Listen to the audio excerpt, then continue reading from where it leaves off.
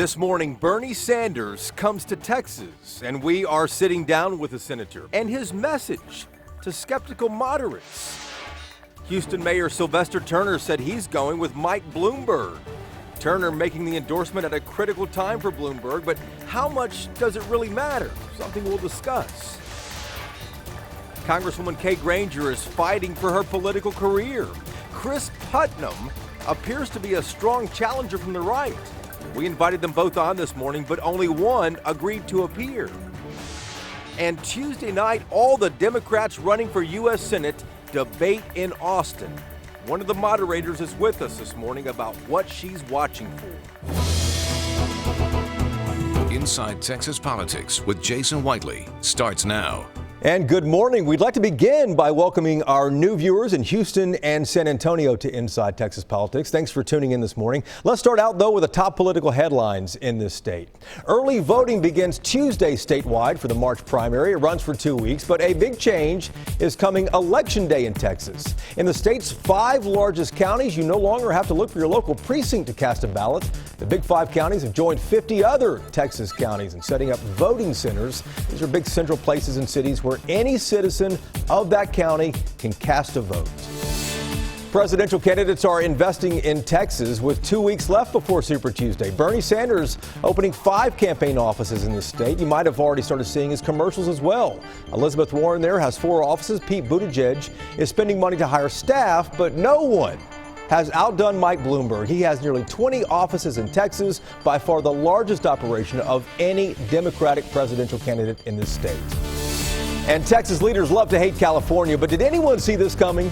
Texas is suing California. A couple of years ago, California banned all state-sponsored travel to Texas because of what it said is an anti-LGBT bill that passed here. Now, though, Texas Attorney General Ken Paxton is asking the Supreme Court to strike down that travel ban, saying it's become a burden to states working together. Now to the Democratic presidential race in Texas. Bernie Sanders has a new name this weekend, the Democratic frontrunner. He built momentum after Iowa and New Hampshire and campaigned in Texas this weekend, spending time in Mesquite, just east of Dallas. And take a look at this poll of Texas voters. He leads in the state, but behind the story, the real information lies. Sanders wasn't first here last fall, but since the last UT Texas Tribune survey, Sanders has doubled his support in Texas. He passed Joe Biden and Elizabeth Warren. We sat down with Sanders just before he took the stage at the Mesquite Rodeo. Senator, thank you for the time. My pleasure. Despite your success in Iowa and New Hampshire, there's still a lot of moderate voters and independent voters who are just nervous about you. What do you tell them? Well, I tell them 2 things, that we are the strongest campaign to defeat the most dangerous president in modern American history, and that is Donald Trump. And the reason for that is we have a grassroots movement of hundreds and hundreds of thousands of volunteers who, as we speak, they're knocking on doors, they're making phone calls. To defeat Donald Trump, you need a large voter turnout. To create a large voter turnout, you need energy and excitement. Take a look at the crowd out there today. We can hear it right now. That's right. This is how you beat Trump. We were earlier in North Carolina, the same kind of energy and excitement. We're bringing working people, we're bringing young people into the political process. That's how you beat Trump. There's no question you have a very powerful base out there, but you have to expand it to moderates and independents in order to win and defeat Trump, don't you? Well, you do 2 things. I think a lot of what is very clear is that, and I know I speak for all of the other Democratic candidates, each one is trying to win. I hope we win. But at the end of the day, all of us and our supporters are going to come together to defeat Trump. The challenge that we face is you need a large voter turnout to defeat Trump, the largest in American history. I think our campaign is in the strongest position to deliver that. You mentioned the other candidates. Mike Bloomberg is spending a lot of money. I heard about that. Did you hear about this? A few $100 million here, a few $100 million. It adds up. Well, he's spending a lot here in Texas. How much of a threat do you think he is, Senator? Well, look, I think at the end of the day, when Bloomberg's record is analyzed, this is a guy who called for cuts to Social Security, opposed raising the minimum wage. And most importantly, I think at the end of the day, people understand that American democracy is not about a multi-billionaire buying the election. And I think at the end of the day, people want a candidate who comes from the ranks of working people, which is what my family is about, not somebody who is a billionaire who's buying the election. I don't want to get too far down the road here, too, but I'm sure at some point you have to be thinking about what kind of qualities you might want in a running mate. What would you be looking for? Are you looking for a job? Maybe. All right, well, we'll take your resume. Obviously, it will be somebody who is progressive, somebody who shares my views. What I can tell you is that we're going to have an administration, we're going to have a cabinet that looks like America. It will be the most diverse administration, I believe, in the history of this country. When people turn on the TV, they're going to say, you know what, this is what America is about. Are you concerned at all that this race might still be wide open and this could go to a brokered convention? It's too early to speculate. We won the popular vote in Iowa. We won the New Hampshire primary. I'm feeling pretty good about Nevada. I think we can win in South Carolina. And by the way, I think we got a good chance to win here in Texas and do well on Super Tuesday. So our hope is that we will start winning a whole lot of states and get the nomination as soon as possible. You're ahead in Nevada. Congratulations on that poll, too. But the New Hampshire numbers weren't what they were in 2016. What happened? Well, in 2016, I ran against one person. In 2020, I ran against 8 people. A little bit hard to get the same numbers. One of the big 3 networks reported something, had a line in a story I wanted to ask you about. The unique challenge for Bernie Sanders, they say, is that you've shown little ability to attract supporters from the other corners of the party. Voters who back the faltering candidates have moved to other candidates as opposed to you. Well, what I say is that at the end of the day, virtually all Democrats, I would say 99% of the Democrats, will support the Democratic nominee, whether it's somebody else or whether it's me. We are going to stick together to defeat Trump. Now to Houston and a big endorsement from Mike Bloomberg. Houston Mayor Sylvester Turner is backing Bloomberg. Turner leads one of the largest cities in America, as we know. He's African American, and this endorsement could not come at a better time for Bloomberg since Republicans are attacking him over the stop and frisk policy he implemented when he was in mayor, and that is something Bloomberg apologized for.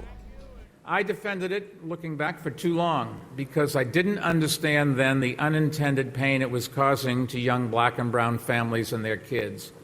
I should have acted sooner and faster to stop it.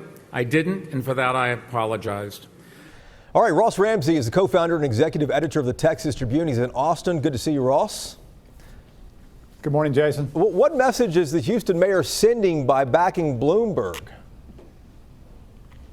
You know, right now the black voters have tended to be around Joe Biden. In Texas, he has 40% of the black vote at this point. And if Biden disappears, the question is, where will those voters go? It's the hardest group for Bloomberg to get because of stop and frisk. Sylvester Turner's endorsement is a signal to that community that he's a safe candidate for them. I want to return to the poll that you guys commissioned to the Texas Tribune. Bernie doubled his support. That seems to be my biggest takeaway. What is yours? Well, there were 2 things. Biden's support is right where it was in October, holding it at about 22. He's in second place. Bernie doubled his support, and we've got a newcomer on the screen. Michael Bloomberg had 10%. He's rising with his millions in advertising. And we'll see how he does in a couple of weeks. Ross, thank you. Each week we dedicate 60 seconds to an opinion segment. This morning, how united will Democrats be as we move through 2020, and which candidate is actually electable? 2 questions that Ed Gray from the Commission Radio Show addresses this morning in My Voice, My Opinion. The Democrats are united in regaining the White House. I'm not going to say the perfect candidate is running because he's already served as president. Gee, I miss President Obama. There is no perfect candidate to take on this most imperfect of all presidents. We must think with our head and select the best candidate that can win back the presidency. We must restore the decency to the office and to the American people. I've been biding my time waiting on Joe. However, there are other candidates to consider. Mike Bloomberg is one of them. I've had questions regarding his governance as mayor of New York, specifically his implementation of police stop and frisk policies. I'm not completely sold on Bloomberg, but then again, the true art of the deal for Democrats may be Michael Bloomberg in March, because he could beat Donald Trump in November. I'm Ed Gray, and this is My Voice, My Opinion. Coming up, Congresswoman Kay Granger is fighting for her political career next month. We invited her to debate her Republican opponent in studio. He is here, but she decided not to appear. And if Democratic voters cannot settle on a presidential candidate, well, then delegates at the Democratic National Convention will decide for them. So just how divided are Democrats in this race? Flashpoint debates it when we come back. You're watching Inside Texas Politics.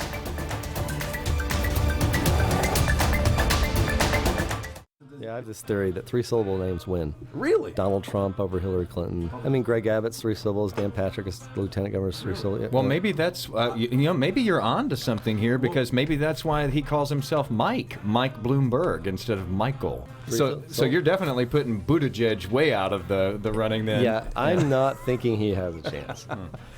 Texas Attorney General Ken Paxton, like you've never heard him before. He is our latest guest on Y'all-itics. Paxton agreed to pour a pint with us for this week's political podcast, taking our questions and revealing some pretty good stories, including that one time that President Trump called him when he was in the shower.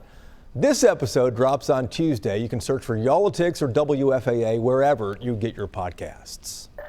Congresswoman Kay Granger is running for her 13th term next month. President Trump has endorsed her. But Granger faces her strongest challenge yet from within her own party. A former councilman in Colleyville named Chris Putnam is running against her for the 12th congressional district. This district is Republican. It represents a portion of Fort Worth and Tarrant County, along with Weatherford and Decatur on the western edge there of the Metroplex.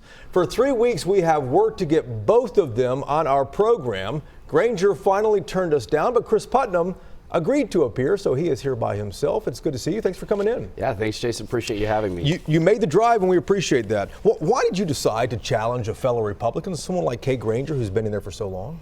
Well, one thing we know about the Texas 12th Congressional District is deeply politically and socially conservative. And of course, that district has had 24 years of representation that, by all accounts is absolutely moderate to liberal. And they're hungry. They're hungry for an authentic and unapologetic, conservative fighter to go up to Washington, D.C. and represent their values. President Trump even endorsed Congresswoman Granger. I mean, doesn't that carry a lot of sway? Look, I'll be a much better partner to President Trump than the Congresswoman has been. Let's look at border security and immigration as an example. I was actually partially drafted in this race by senior folks in the law enforcement community.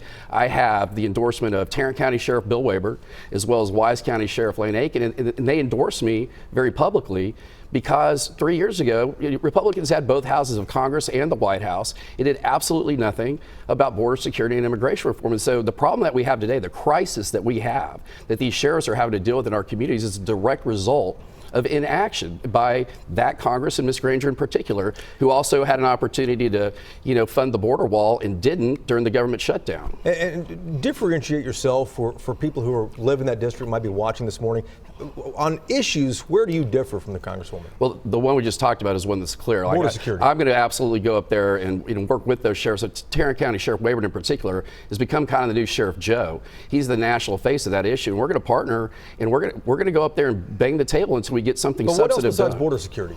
Well, let's talk about our big government record, right? I mean, it's well known. So in the 24 years that Ms. Granger has been in Congress, we've literally tripled the size of the federal government. The national debt is 5 times higher. It's a reckless and irresponsible $23 trillion, and we're running $1 trillion annual budget deficits. I mean, that's the definition of big government. And of course, she has a leading role in appropriations. Okay. And so she's on that committee. We're going to absolutely go in there and fight to reduce spending, shrink the size of the federal government. And one of the big issues that you're trying to make front and center is the Panther Island development, which is in Fort Worth. Why is this issue an issue for you? Well, Panther Island it's a government corruption issue, frankly. For those that don't know, it is a commercial real estate development project that's run by Ms. Granger's son, and who has made millions of dollars, while we have wasted $400 million of taxpayer money, including federal money that Ms. Granger appropriated to the project under the guise of it being a flood control project. And it wasn't. We learned that this week definitively. It was never a flood control project. And so there's 2 broken bridges sitting out there. It's paralyzed the city of Fort Worth. Fort Worth is frankly embarrassed about the whole arrangement. Will you pick it up and take it as an issue and move forward and finish this project? 100%. We're gonna work closely with the city and in the private sector, to advance the project. And we're gonna do it the way that the city wants to do it. But we're gonna get the stink of these bad optics around this nepotism issue with her son. People call it like a Hunter Biden thing. Out of the equation. We're going to clean it up. A few seconds left, Chris. You're running to win. How close is this going to be on Election Day? Final thoughts. So we're ahead. We feel really good about that. She's going to start, muddying it up now. This is what career politicians do. So we think we're going to have a really close election. But we know this definitively. The more folks that get to know us and hear both messages, they come our way. All right. Chris Putnam, thanks for being on today. And for the record, again, we did invite the Congresswoman on. Worked for 3 weeks to get her. She did not want to appear with us. Thanks for being here this morning. Appreciate it, Jason. Thank you. Thank you. If Democratic voters cannot settle on a presidential nominee, delegates at the Democratic National Convention will decide in July for them. Just how divided are the Democrats? That's what sparked the debate in Flashpoint this morning. From the right is Wade Emmert, the former chairman of the Dallas County Republican Party, and from the left, Rich Hancock from virtualnewscenter.com. Good morning. Well, the New Hampshire primaries told us absolutely nothing about who the Democratic nominee is going to be in the fall of 2020. Bernie Sanders wins New Hampshire. Bernie Sanders won New Hampshire in 2016 against Hillary Clinton. Bernie Sanders is a neighboring senator. A lot of questions arise from the results in New Hampshire. But Wade, do you think your prediction of a brokered convention is becoming more real? Well, I think the convention, the primary actually did tell us something, and that is the Democratic Party is splintered. It doesn't know what it is. It doesn't have an identity. On the one hand, you have Bernie Sanders, a Democratic socialist who came in almost first, practically speaking, in Iowa, came in first in New Hampshire. He's on a roll. His fundraising numbers are up. He's energizing the leftist of the leftist part of your party. And then there's a whole nother group of your party that is desperately looking for someone more middle of the road as Joe Biden and Elizabeth Warren starts falling by the wayside. I think it tells us a lot about your party. It really does, and it tells us what in fact Will Rogers said about my party many years ago. I'm not a member of an organized political party. I'm a Democrat. The fact is that the rise of Amy Klobuchar in New Hampshire, the rise of Pete Buttigieg in Iowa and New Hampshire shows, and they are both, whether you believe me or agree, the more moderate of the candidates running as Democrats. The rise of Buttigieg and Klobuchar may be an indication that a lot of people are not satisfied with Bernie. Well, look, I will tell you what I tell other people. A lot of people said Trump couldn't win, and so a lot of people discounted him. I don't discount Bernie Sanders at all. He scares me to death. I think he scares a lot of Americans to death, but you have to take him seriously. And if you're a Democratic member, I think you better hope that someone else wins. I think Donald Trump is desperate to run against Bernie Sanders because he's a name caller and he's going to call a lot of names. From the left, I'm Rich Hancock. From the right, Wade Emmert. And before you go early vote this week, we want to remind you to watch the Democratic debate for U.S. Senate in Texas. 11 of the 12 candidates, all on one stage in Austin. This happens Tuesday night, 6:30, and it will be streamed live on the website of this TV station. And one of the moderators for that debate joins us next on the roundtable to talk about what she's going to be watching for. Stick around. This is Inside Texas Politics with Jason Whiteley. Time now for Reporters Roundtable to put the headlines in perspective. Ross is still with us, but joining us this week, Ashley Godot, an anchor and political reporter at our station in Austin, KVUE TV, and Bernadine Steptoe, WFAA's political producer in Dallas, is with us each week as well. Ashley, welcome to the program. We're going to start with you. You are one of the moderators for the debate, the U.S. Senate debate, which will happen on Tuesday night. Give us an idea of what you're watching for.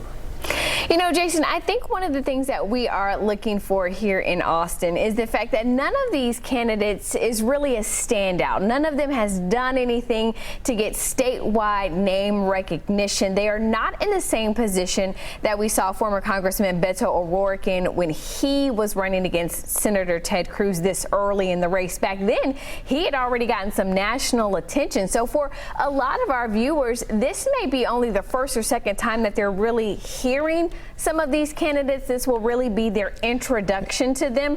I will tell you, the questions that the moderators are planning to ask are not necessarily questions that are high. It's nice to get to know you. We intend to call them out on their policies and some of the things that they've said and done. And so this will really be an opportunity for people to kind of get a deeper understanding of who these people are. And Ross, no one has emerged, as Ashley said there. Why not? You know, nobody here has a statewide presence, as Ashley said. There are a dozen candidates.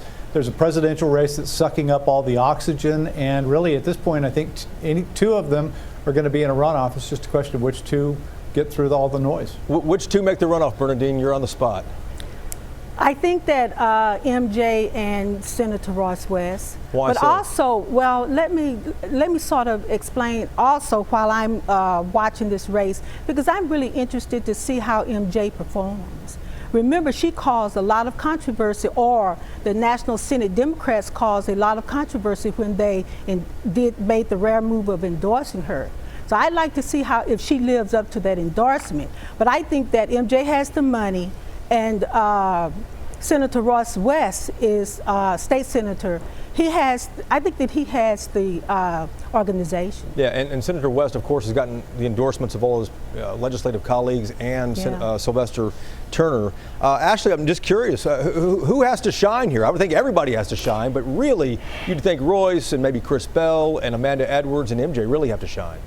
Let me tell you, I really think that the candidate who really wants to move forward, obviously they all do, but has the most pressure on them is Amanda Edwards. So she won an election throughout Houston for an at-large position on the city council, but what does that really mean? What did she really do while she was on the city council there? Can she really make a name for herself and be a standout? But I also agree with Ms. Bernadine, because MJ puts a lot out there in terms of press releases and comments about Senator Cornyn as well as the other candidates. So is she going to be sort of a bulldog and on the attack at the debate? I think that's something that'll be interesting to see. She does. MJ does burn our email boxes up. I think all you guys will probably know that.